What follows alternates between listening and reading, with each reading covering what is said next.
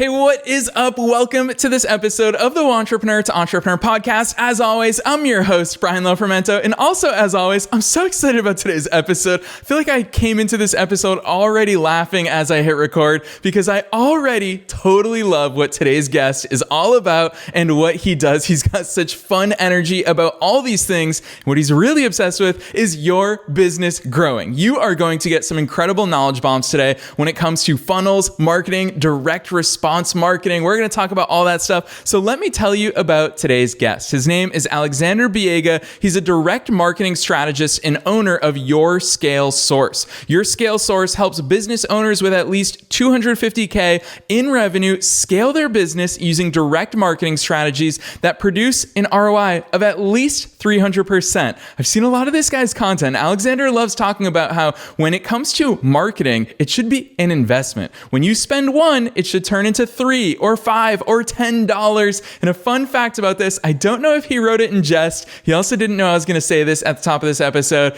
but he once wrote a girl a love poem. He didn't get the girl, but she did say, gosh, you should get paid for writing. And that's exactly what he does these days. So I'm so excited to dive into my interview today with Alexander Biega.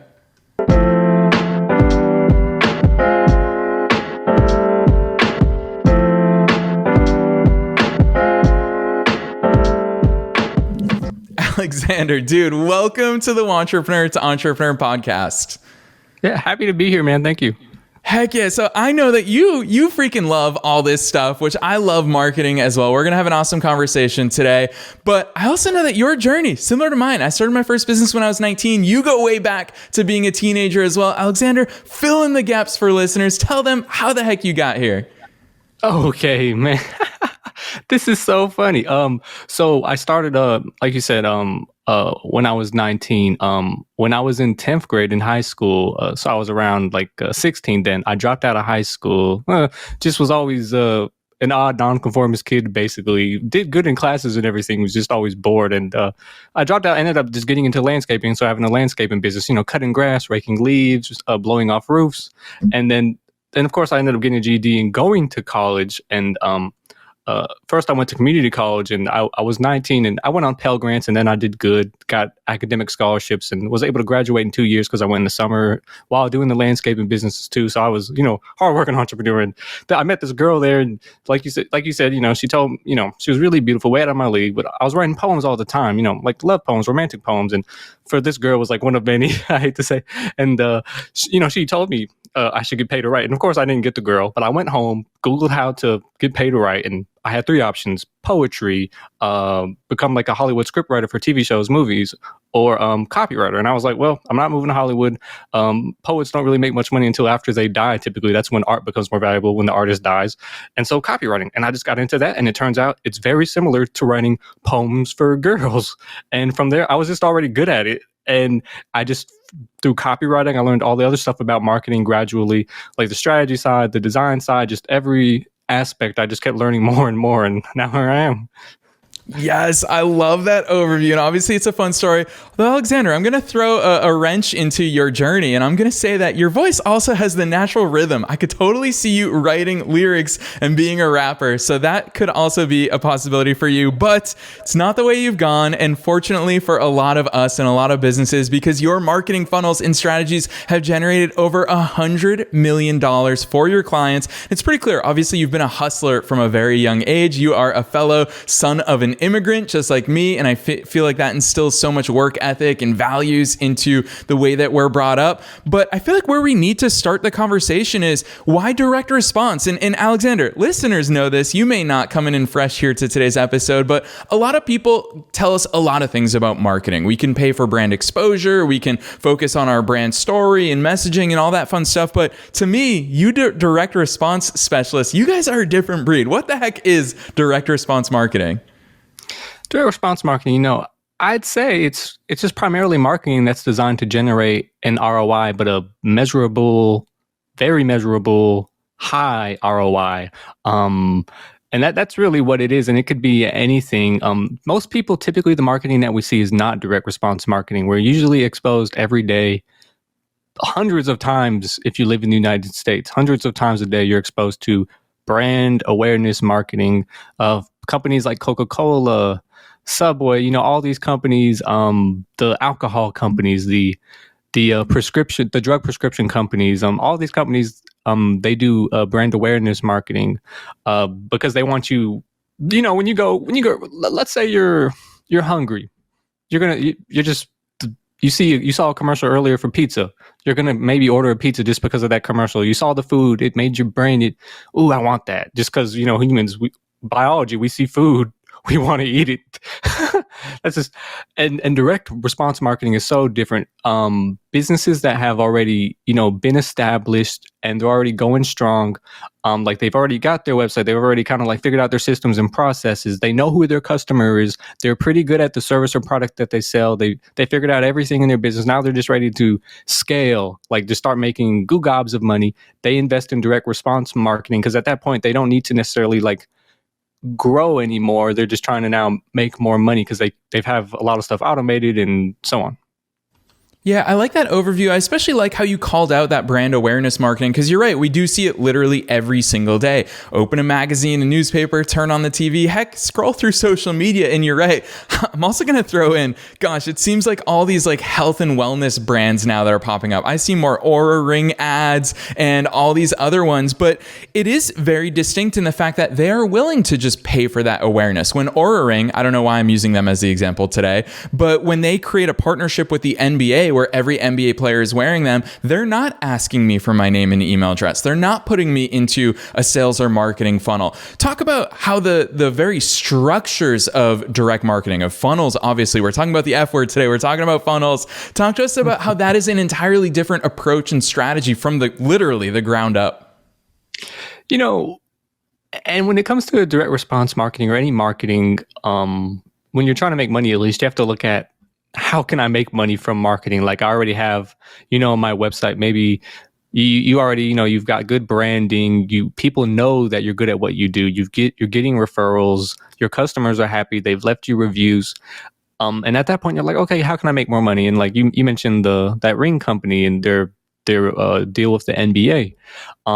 So for a lot of companies, obviously most of us can't afford like these super huge brand awareness campaigns like that, because they easily had to spend several million, tens of millions of dollars to get the NBA players to basically have them forced to be wear those rings, just like with the shoe contracts that they have and the jerseys with all the logos that they must have on there. Or if they wear the wrong shoes, those players will get fined tens of thousands of dollars for not wearing the shoes of the person who paid for them to be wearing the shoes.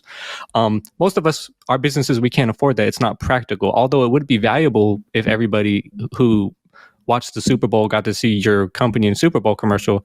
The ROI from that will actually be very low, even if 1 million people can see your company, because with direct marketing, what we do instead of brand awareness marketing, where just everybody sees it randomly, instead with direct marketing, we figure out exactly who is going to buy from you, and which you already know usually, and then we're like, okay, how can we reach them? What's the cheapest way that we can reach them at the right time, when they're in like the right place, in the right mood? And so direct marketing, that's what we do.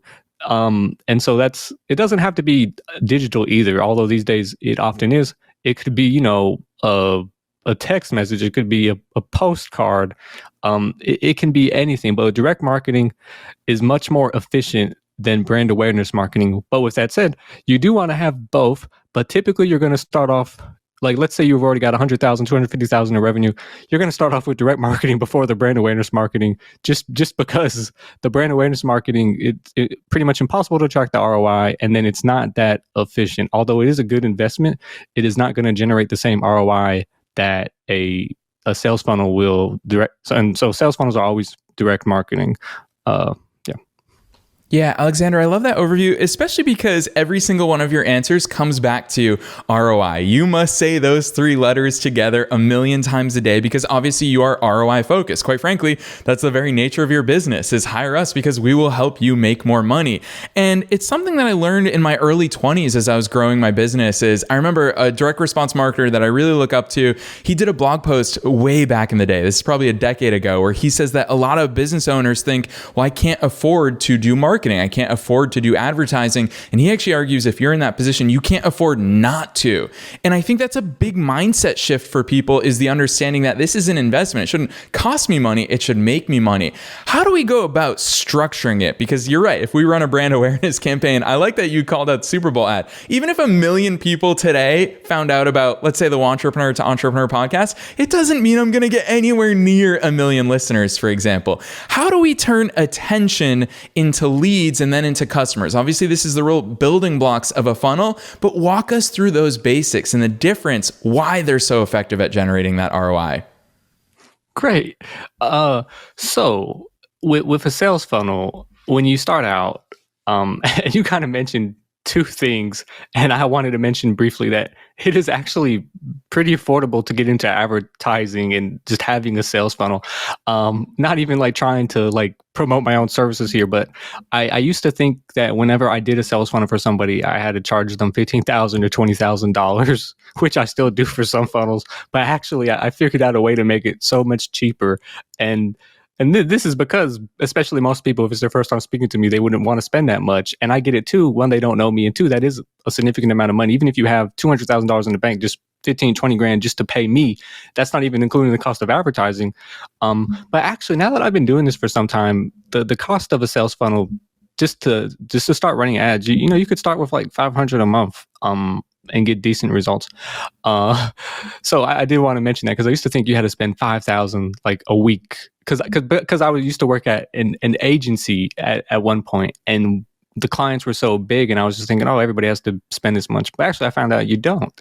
And to that end, now, sorry, I'm kind of going on here, but for how a sales funnel works, for me, you always want to start with, of course, who your customer is, which typically you know. And so you're going to know maybe you have multiple types of customers and maybe you have multiple services, multiple products. But there's typically going to be one that you want to focus on, or maybe a group of them. And so that's the first thing we figure out. Then we figure out, okay, where are they? Are they concentrated in a specific industry? Are they in a specific like region or specific country? Are they on a specific social media platform? Is there something that they all have in common? And I usually can figure this out by interviewing your existing customers. That's what I usually like to do, but not every business. The customers aren't so easy to interview in certain industries. So that's the first thing we do. Okay, we figure out, okay, all that stuff. And then we also figure out, okay, what's your unique selling proposition? Like what's the reason these people are even buying from you? And so we figure out your unique selling proposition. We figure out who your audience is. We figure out, okay, and now, of course, we know what they want to buy from you. But then how do you offer it to them and where and when? And so that ties back into, again, who the customer is, your unique selling proposition. So we're tying all these things together. And this is before you even spend any money on advertising. This is the strategy phase at this point. You want to figure out your strategy, which is the most important thing, the strategy. Most people, they don't think, usually when they hire a marketer, a lot of the times companies, which would be my clients, the clients think they already know the strategy a lot of the time. And so they'll hire a marketer and just tell them the strategy. This is what I want you to do. And that's when they mess up, because actually they're doing what, it's almost like going to a doctor and the doctor tells you, you tell the doctor, here's what's wrong with me. Can you give me medication for it? You're going to get treated for the wrong thing. So what I always do is start with the strategy. It's the most important thing. And clients sometimes tell me, like, I can't believe I'm paying this much for strategy. Well, if you didn't, I mean, the results, you could be wasting all your money. So that's what I tell them all the time. So once you figure out, what you're offering, unique selling proposition, who your audience is, where they are, all that stuff, we're like, okay, so what's going to be the best way to reach them? And, we'll just go through our options. There's so many that are like, you have to figure out the right channel at that point. And so there's going to be multiple channels. And typically you just want to start with one. And by far the easiest one to start with is typically Google Ads. By far. Now, not all businesses can use Google Ads, but they're by far the easiest and the cheapest ads in the world. Like Google search ads, like going to google.com or just your browser if it's already enabled. Those are the cheapest ads, the most effective. They work like a charm. And in fact, a lot of the times you don't, I would kind of hate to say this, but sometimes you don't even need to hire a marketer for them, depending, because that's how easy it can be for them. But yet I'm saying this and still people mess them up anyway. So Yeah, Alexander, there's so many elements of that. And I love that you dived in and talked about how affordable it is. Because you're right. When we hear all these things, obviously we get all these advertisements on Facebook and Instagram from marketers talking about these complex funnels. But you're really breaking it down and saying, hey, it actually is accessible. And you already alluded, I think it's one of the most important takeaways from today's episode that listeners will walk away with is anyone can run an ad. You're right. Google Ads as a platform is incredibly easy. But what I'm hearing having this conversation with you today is it's actually everything you do before the ad that's super important, the strategy stuff. I think you might be one of the, actually I'm going to confidently say you're the first marketer I've heard who you said that your first step is to walk in and interview customers to get a better understanding of what drives them, what their desires are, where the heck they hang out online, what their buying process is like. I love that as a first step. And so this is an actionable tidbit for you listeners right now. If you've ever thought you've run Facebook ads or Google ads and you've thought, those don't work. Well, of course they don't work if you're missing this beginning piece. So Alexander, I love you walking us through that. So that's what happens before the ad. Obviously we could talk about the ad, but as you said, the ad is somewhat straightforward. And if you want to add stuff there, I'd love to hear your insights. But I importantly want to talk about where we send them from the ad, because a lot of times people will send them to a home page that is not at all set up to capture lead information or to nurture or close somebody. Where the heck do we send them with all this traffic and attention that we're generating? Right. And, with a sales funnel, you're not just attracting attention like with brand awareness, you're sustaining it. And then when you attract their attention, now the hard part is sustaining it, and then that determines where we're going to take them. But then also channeling it. When you attract that attention, now you're sustaining it. To sustain it, you must channel their desire. Like, what is it that they really want? They want to look better. They want more money. They want to feel better. Whatever their desire is, and you can really get deep on that. You're going to take them to typically a landing page, but I've seen some people take people to a Google Doc of all things. It's so interesting nowadays. And you're going to take them to the landing page, and the landing page, it always has to correlate with the ad. And I've actually seen so many companies just send people to random landing pages, especially with Google ads. They just send them to a landing page that has nothing to do with what they searched for. And so the landing page, though, typically will give them an offer. For example, I have one of my newest clients, of all things, they're a marriage proposal planner. Yes, they plan marriage proposals for people, like done for you. Their unique selling proposition for those typically men is that all you have to do is show up and get down on one knee. We take care of the rest. That's it. That's their unique selling proposition right there. And I'm working on the landing page now, and these men, this is a local-based company, and they're going to be using Google Ads. Most of my clients actually don't use Google Ads, by the way, but coincidentally, this one does. And their audience is these men they have girlfriends, they've been in relationships typically for at least 3 years, and I know all this stuff about them because I interviewed many of them, and the interviews were so fun, by the way, because they're about to get married. They're happy, this landing page, we have to take into account, yes, these are typically men. They have a decent amount of income and money, and they're willing to certainly invest a lot, because typically these men I interviewed, they've spent quite a significant amount on engagement rings. I'm not going to say what it is, but way more than average. And they're looking typically for proposal ideas or a proposal planner. And we know this because we were able to look at the keyword data in that specific region of the country, Austin, Texas, and the slightly surrounding areas. So the landing page is going to, we already know who our customer is, and we're like, so you got the ring.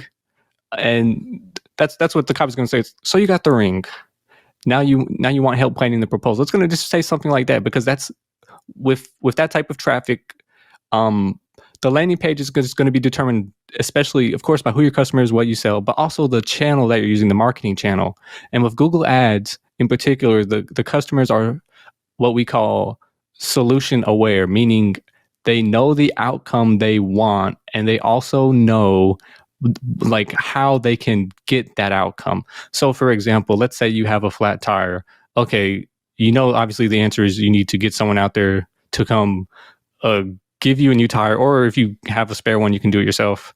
But let's say you don't have a spare tire. Okay, you're like, okay, I can call, like, if you're in the United States, you could call AAA, or you could call like some roadside assistance company, or you could call like a tow truck company, or whoever.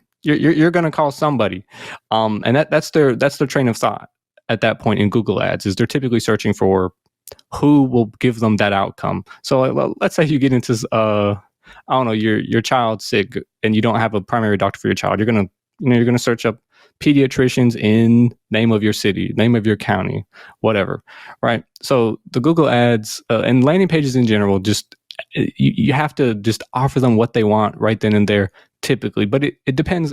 There are so many variables. But with the Google Ads, that's the easiest because they already know. You don't have to educate them. Like they already know. Like a man who's about to propose, searching for a proposal planner in Austin, Texas. It's just so easy. Like we just have to tell them we're the top rated proposal planners in Austin, Texas. It's really easy. Alexander, I didn't even know that a marriage proposal planner was a thing, but holy cow, I love that you're using that as an example and you've thrown doctor offices in there. It's a common gripe that I hear with entrepreneurs of all sizes, that they convince themselves that their business is magically so different that works in other industries can't possibly work for their business. And I know that it's part of what I love about your business and your work is that you do work with all different types of businesses. And you mentioned that Google Ads is not the only platform. Give us some of those real life examples so that our listeners can be like, oh, holy cow, I can see that practical application. Maybe they can't bridge that gap of a hook where they're just like, okay, well, even if I got in front of someone, you talk about a marriage proposal planner, obviously they are going to help you come up with that plan. What are the hooks? Like, what can I go out there and offer on my landing page?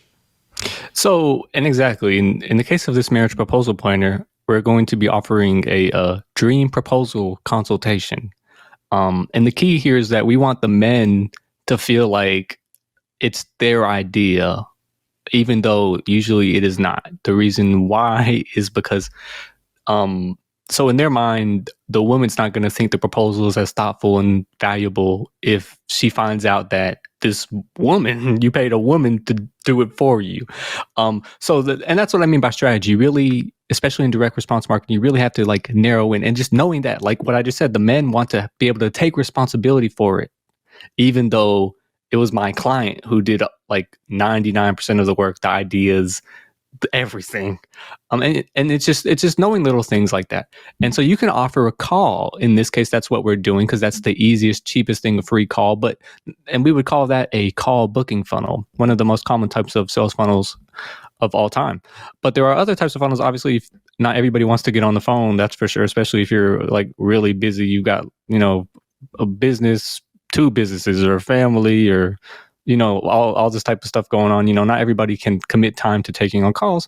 So we'll just offer, what works really good is like a free something, like a free ebook or a free like infographic or just anything that you can offer for free works really well. Anything. There is no limit. You could have a quiz and just email them the results. Like there's truly like it could be a video, just like a video guide. It could be 5 minutes. It could be there are like webinars which can be over an hour long.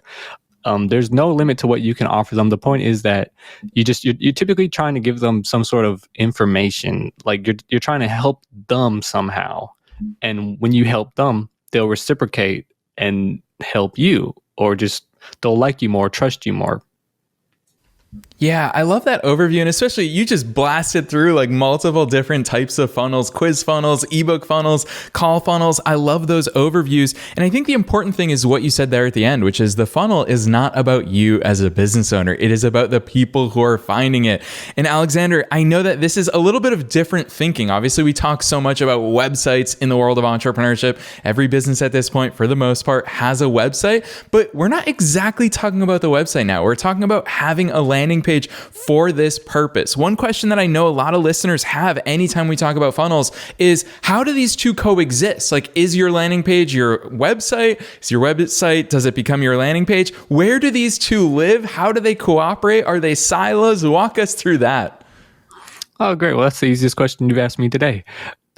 Typically, you'll use a landing page builder such as ClickFunnels, Lead Pages, Go High Level. There's a million of them, and you'll put it on the same domain as your website, which your domain, like let's say my company is Your Scale Source. So my domain is yourscalesource.com. You'll connect your landing page builder to your domain and just build it on there. and typically we want the landing page to only be reached through ads or whatever we're using to drive traffic to that landing page. Like it could be, email, direct mail, whatever. We don't want it to be available from the homepage because that's going to mess up the data. Like we don't want people on our homepage or like on like our looking at our like Facebook post or something getting to that, because then it's going to mess up the traffic and we're not going to have the most accurate data. So. Yeah, that's an important distinction. And one of my words for this year is intentional. And I'm going to call this out for listeners right here, right now. Listen to what Alexander said right there, is because when you're setting up a marketing campaign, this is part of what makes it direct marketing, direct response marketing, is it is that intentional strategy of saying, these are the people that we're getting in front of with this campaign. This is exactly where we're going to bring them because we know that we're solving their pain points. So it really is that intention for that specific campaign. It's a little more work. You can't just set up your website and forget about it and think it's going to do everything for you for the next decade. It really is about that intention. Alexander, I think the natural way to keep following this conversation is to just follow it right on down the funnel. We've talked about kind of some of the traffic sources, Google ads, Facebook ads, all those different ones. We've talked about where we're sending the traffic. Now I'm really excited because I know that you are not only a strategist, but gosh, are you a clever writer. I love the writing that's on your own website, yourscalesource.com, which we'll talk about at the end of this episode. But once we've got these people, once they've fallen into our funnel, what the heck do we do with them? Great. And this is often the part where most companies mess up. As an example, let's say someone books a call with me. So when they book a call with me, I send them text, I send them emails. I also will typically manually follow up with them sometimes if I feel the need to. But let's just say, someone, let's e-commerce, because we've been talking about these other like service-based businesses. Let's say you're e-commerce, you're running ads to sell, I don't know, some jewelry. I did a funnel critique of an entire sales funnel selling jewelry. They were using Facebook ads, and then they sent them to a page that was more like a news article about the jewelry, which we would call an advertorial. And then they sent them to the page that actually had the jewelry on it. And there was at that point, all you're trying to do is just get them you wanted them to add to cart and then check out. But of course, most people typically in that type of sales funnel, like an e-com sales funnel, they abandon the cart, right? Everybody has probably heard of that by now in 2023, abandoned carts, right? So typically, what they'll do is they'll run retargeting ads for many up to 3 months if it's a high value, like maybe $1,000 pair of boots or something. One time I randomly looked at some very expensive boots online and I saw ads for it for months, and I didn't even want the boots. So, they'll send emails, they'll show you retargeting ads, but just to get you to get that first sale, which is so important because you have to spend a lot of money to acquire your first customer. But after that, once you get your first customer, it's basic psychology. Once someone spends like at least $1 with you, they're going to be so much more likely to spend another dollar. So where a lot of funnels mess up is really maximizing the lifetime value of their converted customers. And when I say lifetime value, I mean, just think about, let's say you're a real estate agent, you get a new buyer. Okay, a lot of agents hate working with buyers because one, it's just getting them is kind of annoying. And then when you're working with them, especially your first time home buyer, which I was one, because we're so naive, we don't know. It's like someone doing marketing for the first time. They're gonna need a lot of hand holding and educating, and it's a lot of extra work that you're not necessarily getting paid for. But the lifetime value of that customer, because they're buying that house, guess what? Someday they're probably going to sell that house. And who will they come to sell it? Probably you, if you did a good job, treating them right the first time, and then just staying in touch with them, just sending them an email once a month. Or, having them follow you on your social media page, or you send them postcards like, twice a year or once a month, whatever you're doing to just stay engaged with your existing customers. And even people who don't yet become a customer, they're just a lead at that point, we would call them. Just staying in touch with them. Just because they're a lead doesn't mean they won't become a customer. And just because someone's a customer doesn't mean, you just forget about them at that point, or just don't even assume that they're going to buy from you again. You have to be maintaining that relationship like any other relationship. And I would say, maximize that lifetime value. That's the most important thing, because the cost to acquire a customer and then just service them with whatever product or service you're selling, it can be pretty high. Yeah, that's a very important point that you just made, Alexander. I want to echo it for listeners because you talked about lifetime customer value, and I would argue, I've said it on episodes before this, I would argue it is the single most important number in all of business. And it also happens to be the one that so many of us ignore. I'll never forget the very quick example that I always give is I walked into an ice cream shop in Los Angeles when I was living there, and the shop owner, he was the one working, Michael Philippou. He's actually been on this podcast as a guest before, hundreds of episodes ago. And I'll never forget my first visit. This guy was just handing me free sample after free sample after free sample of all his flavors and his toppings. And I said to him, holy cow, at this point, I can't buy. And he goes, it's okay. He goes, it doesn't matter to me because I know that over the lifetime of you being a customer, you're not just going to buy this ice cream, you're going to buy like a lot more. I think he told me at the time his average lifetime customer value was $280, which I think went way up because of all these awesome business practices. So I love how much you think about that. And I know it's one of your secret sauces to getting real ROI in these marketing campaigns is you don't view it as, hey, I'm just trying to get a customer today, I'm going to go get a new customer tomorrow. You maximize the lifetime customer value. So I really want to call that out. I think it's super key. Alexander, one other thing that you just touched on in that answer was you talked about human psychology. And obviously there are psychological triggers at every step of marketing, whether it's scarcity, urgency, all these other things. What are some of those psychological cues that us as business owners, as marketers can hone in on to really make our campaigns more successful? Well, this is a really interesting one. So in marketing, I'm really good at this. And I say that because in person, so this is a podcast, so you can't necessarily see my body language. Brian can, because me and him are on video. But there's body language. But of course, in marketing, typically you're not right in front of your customer, typically, or your prospect, your potential customer. Typically, you're not right in front of them having a conversation one-on-one. Typically, you're communicating with them through either like oftentimes an ad, an email, or they're just on your website, or they're seeing you in a video, or maybe you're talking to them over the phone. But what we have to go off of is what we know that what problems do they have that we solve. That's the most important thing. And just going back to the proposal planner, these guys, they've been in a long-term relationship with their girlfriend. They want to marry the woman. And it's like, okay, so we know that they want that. They want to marry a woman. And we know that they want help doing that. Why would they want help? Let's think about that. Maybe because their girlfriend has a bit of higher expectations than the average woman, or she has higher expectations of him. Maybe there's more family pressure.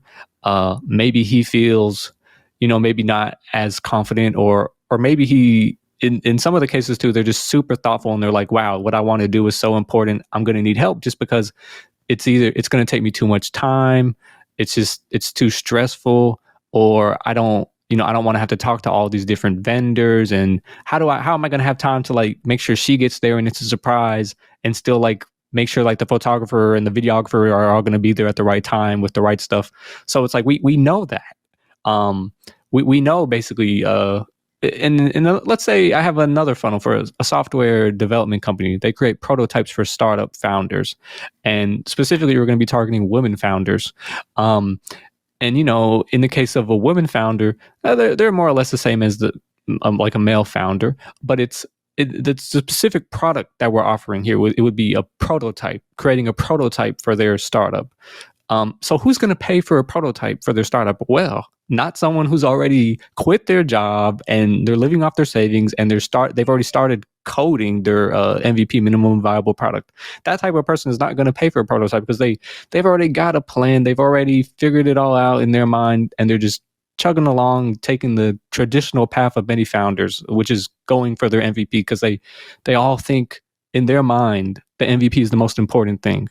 And you have to look at psychology as like someone's culture, and also, like I just touched on, their beliefs. Beliefs are so important with your customer. You have to know what their beliefs are, and then you have to just like you have to know their desires. In the case of the startup founder, they're trying to live their dream. They're trying to change the world. They're trying to someday have a company worth millions or billions of dollars that can either be acquired by like some sort of bigger company like Google or something, or go public on the stock exchange.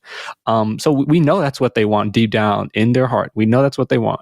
And okay, and it's just, let's tap into that. That's the psychology, tapping into basically the desires in someone's mind and the conversations that are going on in their mind. Yeah, Alexander, the thing I really want to call out, you're so good at it, it comes so naturally to you, is just that deep understanding of the customers, of the people who are seeing your marketing. Every single question, you're going back to that and hearing, especially using the prototype example. I really love the brilliance of that, because a lot of people would think, oh, I'm going to be talking to business owners, because they are business owners. It's why they're creating a prototype software. But you're right, they're also employees. That's why they're going for a prototype. They're not fully fledged. And the way that we sell to someone who's doing this on the side, who has the income coming from their salary versus their business, is radically different than the way we sell to them if that already is their full-time income in business. So I love those overviews. Alexander, so much of this stuff, what I'm finding, the more I get to know you and the way that you operate, is that you really are a blend of, you love data, obviously, you love seeing what the trends are, and you love using those tools to your advantage, but you also really love the human element of it.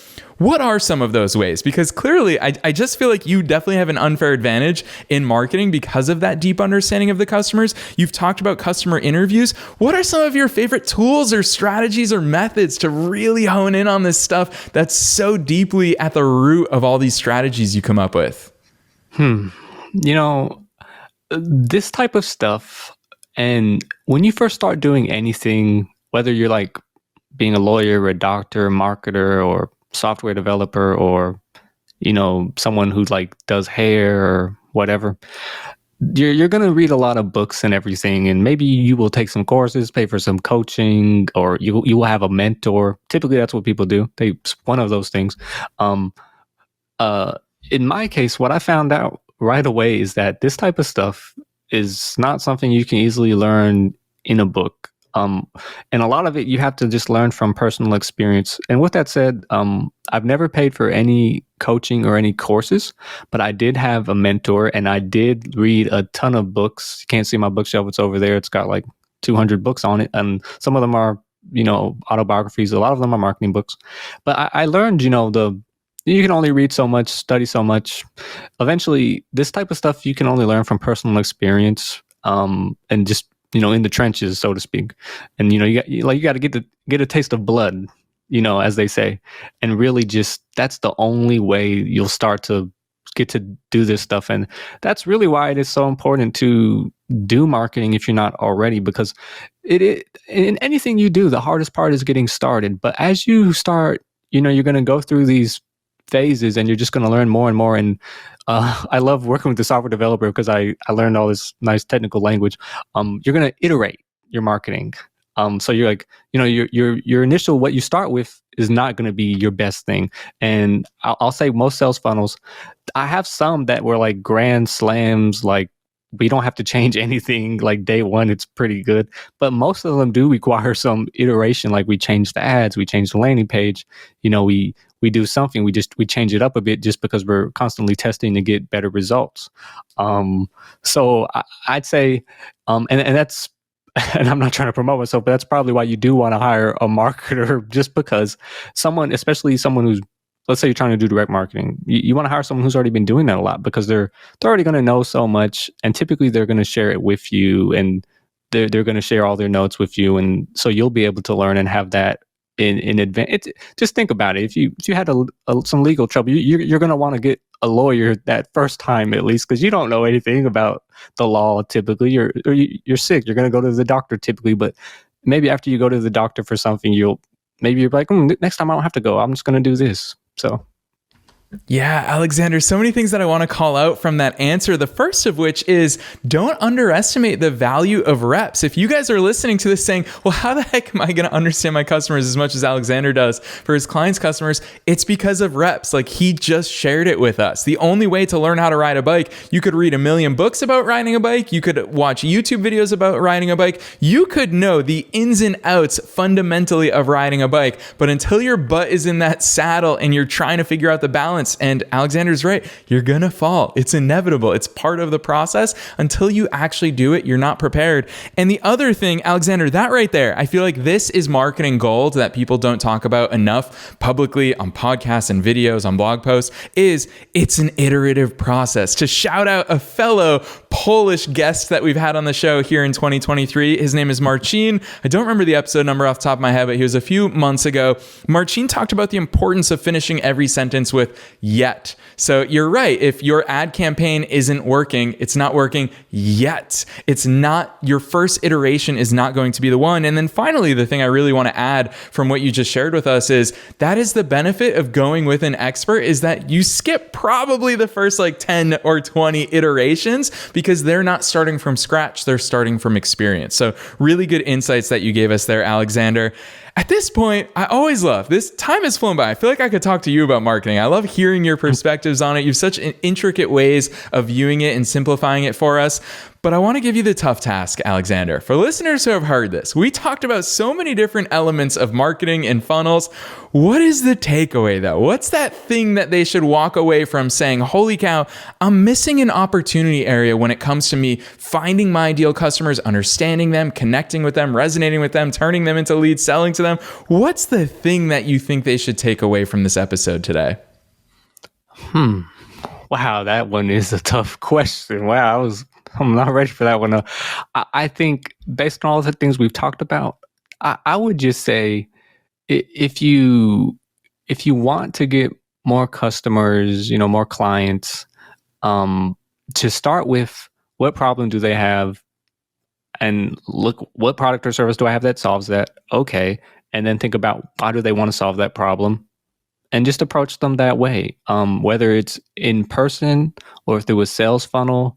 You direct message people on social media, whatever you're doing, just figure out, what problems they have and tell them you can solve it. That's the great first step to getting more clients with marketing. And even the brand awareness companies, they do that, but they try to get you to remember, them, like they'll have like a jingle or it'll be a funny commercial or something. And then above anything though, brand awareness marketing, direct marketing, sales funnels, whatever you're doing, the most important thing I found actually is that all marketing is relationships, and it's just about creating more relationships and deepening them more and cultivating them, and just like a friendship or a romantic relationship or your family relationships. It's just like those. It's just all about relationships, and just keep that in mind. It's your relationship with your customers or clients is like any other relationship, and just treat it like that, and you'll have like better results. Boom. Listeners, did you see what Alexander just did yet again? It's all about the customer. Listen to his answer yet again, and you're going to see the proof is in the pudding. That is genuinely how he attacks any and all marketing campaigns, is on that level, is with that customer-oriented strategy in mind.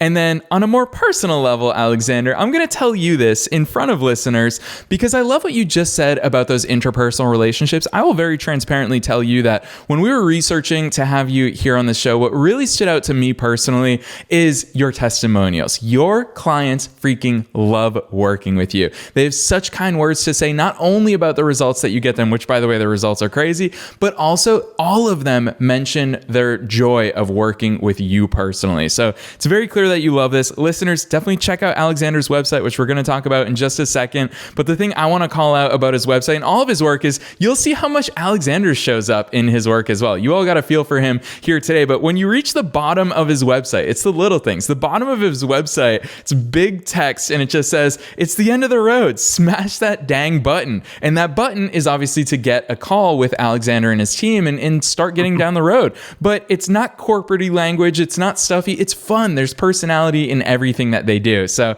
Alexander, I love hearing your thoughts on all this stuff. At this point, I know listeners are going to want to check out your stuff.